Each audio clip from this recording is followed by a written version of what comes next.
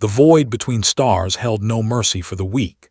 Elsa knew this truth as intimately as she knew the neural patterns of her own consciousness, now interfaced directly with the Prometheus Unbound, humanity's first and only dreadnought-class warship, a vessel that defied every conventional understanding of physics and warfare that the galactic concordat had established over 10,000 years. She floated in the gel suspension of the command nexus, her biological body maintained at precisely 3.7 degrees Celsius. Her mind expanded across 17 quantum processing cores that transformed thought into action at speeds approaching the theoretical limits of causality itself. Around her, holographic projections painted the tactical situation in excruciating detail. 347 Genkai destroyers, each the size of a small moon, arranged in a perfect Fibonacci spiral formation around the dying star of Kepler 442. They were executing something called a harvest protocol, a process that would drain the star's remaining fusion energy to power their transdimensional jump drives, leaving the system's 17 inhabited worlds to freeze in permanent darkness. 12 billion souls, 12 billion beings from 7 different species, all about to die because the Genkai Empire needed fuel. Neural link stability at 94%. Kiven's voice reached her through the quantum-entangled communication thread that bound them. He was 2 decks below, physically present in the engineering cathedral, where the ship's impossible heart beat with contained fury. A stable micro-singularity fed by streams of exotic matter that shouldn't exist outside the first microseconds of the universe's birth. Kiven's hands moved through holographic interfaces, adjusting plasma flow rates and gravitational lensing coefficients that kept their tiny captive black hole from evaporating or, worse, expanding. He'd been humanity's youngest theoretical physicist before the war, before Earth's desperate gambit to save not just itself, but every species the Genkai had marked for exploitation or extinction. "Copy that," Elsa responded, her consciousness fragmenting across multiple parallel processing streams. Part of her analyzed the enemy formation, calculating firing solutions.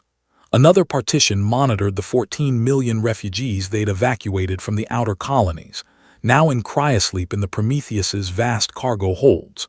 A third ran continuous diagnostic sweeps of their weapons systems, technologies that made the Genkai's most advanced arsenal look like stone knives and bearskins.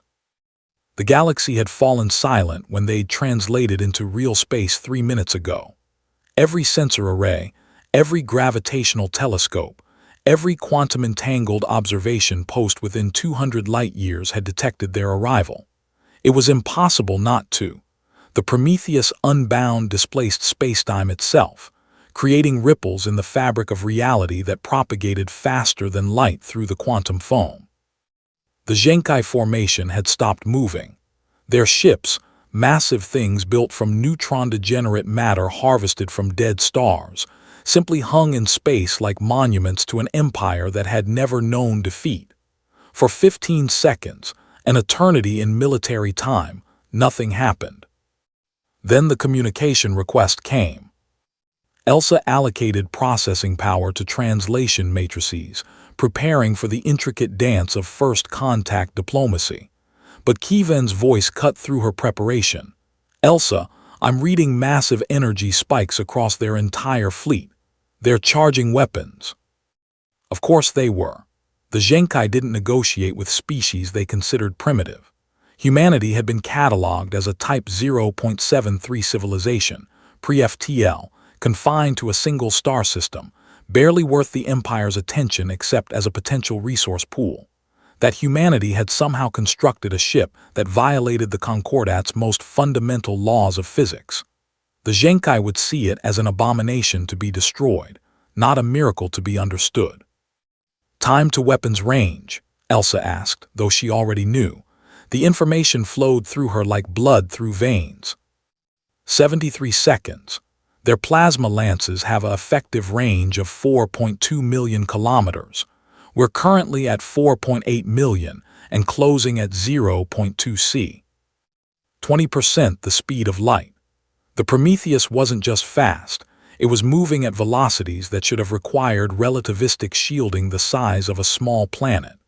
Instead, humanity's ship wrapped itself in a bubble of warped space-time, a miniature Alcubierre drive that let them ignore Einstein's speed limit while in tactical combat. "Kevin," Elsa said, her voice carrying a weight that went beyond mere words. In the 18 months since they'd bonded through the neural interface, since they'd become the Prometheus's command dyad, they'd developed a communication that transcended language. "We're going to have to show them." She felt his hesitation through the quantum link, not fear but the weight of responsibility. What they were about to do would change the galactic order forever. Humanity would no longer be invisible, no longer be ignored. They would be feared. "Engage Penrose Protocol," Kevin said quietly. Elsa's consciousness dove deep into the ship's weapon systems. The Penrose Protocol, named for the physicist who first theorized that rotating black holes could be used to extract energy with over 100% efficiency. The Prometheus didn't just carry a singularity for propulsion. It carried it for weaponization. The process was elegant in its brutality. They would spin up the micro-black hole to near maximum rotation, then inject carefully calibrated streams of matter into its ergosphere, the region where space-time itself was dragged along by the singularity's rotation. The matter would split, half falling into the event horizon, half ejecting outward with more energy than it started with. That energy would be channeled, focused, and released as a beam of such concentrated power that it would make stellar flares look like candle flames. "Targeting primary command vessel," Elsa announced. Her analysis had identified it, a leviathan at the formation center, 3 times larger than its escorts, its hull inscribed with gravitational glyphs that spoke of victories across 100 conquered systems. The Genkai fleet opened fire. 347 ships unleashed their plasma lances simultaneously. Coherent streams of hydrogen heated to billions of degrees, magnetically contained and accelerated to relativistic speeds, converged on the Prometheus from multiple vectors. Enough energy to vaporize Earth's oceans. Enough firepower to crack a moon. The attack struck the Prometheus's defensive field and stopped. Not deflected, not absorbed, stopped. Humanity's ship wrapped itself in a gravitic shear field generated by precisely modulated fluctuations in their singularity's spin. The field created a region of space where the strong nuclear force simply didn't work properly. Plasma, held together by electromagnetic forces, lost cohesion at the quantum level. The deadly lances dissolved into clouds of individual particles that dispersed harmlessly against the warped spacetime around the ship. Kevin fed her the final calculations. Penrose Protocol ready, firing solution locked. Elsa didn't hesitate, couldn't afford to. 12 billion lives depended on what happened in the next 5 seconds. Fire. The Prometheus Unbound unleashed humanity's answer to an empire 10,000 years old. The beam was invisible in the optical spectrum. No photons, just pure gravitational radiation modulated into a coherent wave. It crossed 4.8 million kilometers instantaneously, because gravitational waves propagated at the speed of light. But the Prometheus's exotic matter lensing had found a way to make them propagate through higher dimensions, emerging at the target without traveling the space between. The Genkai command ship simply ceased to exist. Not exploded, not destroyed. One moment it was there, 300 kilometers of neutron-degenerate armor and enough firepower to sterilize solar systems. The next moment there was nothing but an expanding cloud of atomized matter and a gravitational echo that would puzzle astrophysicists for centuries. The remaining 346 ships stopped firing. Elsa could feel their confusion through the electromagnetic spectrum, could read it in their sudden communications bursts, their aborted maneuvers. For 10,000 years, the Genkai had been the galaxy's apex predators. They had crushed 100 species, harvested 1,000 stars. They had never, not once, encountered a civilization that could hurt them. Now they had met humanity. "Broadcasting on all frequencies," Elsa said, her voice steady despite the adrenaline her biological body was dumping into the gel suspension. "Genkai Fleet, this is the UHSS Prometheus Unbound, representing the United Human Systems. You will cease your harvest protocol immediately and withdraw from Kepler 442. This star and its inhabited worlds are now under humanity's protection." Silence, 30 seconds of it. Then the Genkai formation began to collapse inward, standard defensive posture, grouping for mutual support. Kevin voice held a note of grim satisfaction. "They're preparing for a coordinated assault, all ships charging weapons simultaneously." "Then we show them why Earth doesn't need allies to end this war," Elsa replied. She reached deeper into the ship systems, into weapons that existed more as theoretical possibilities than tested hardware. Humanity had taken 60 years of frantic research, of collaborative physics beyond anything attempted in human history, and compressed it into a single ship. They'd stolen fire from the gods of physics itself. The Prometheus began to move. Not forward, sideways, through dimensions that human beings weren't meant to perceive. The ship flickered, existing in multiple quantum states simultaneously, Heisenberg's uncertainty principle weaponized at the macroscopic scale. The Genkai fleet tried to track them, tried to target them, but their sensors couldn't lock onto something that was and wasn't there at the same time. Then the Prometheus was in the center of their formation. Elsa released the Singularity's containment field for precisely 0.003 seconds. The effect was catastrophic. The micro-black hole's gravitational influence, normally contained to a sphere a few meters in radius, expanded like a malevolent flower. Space-time warped.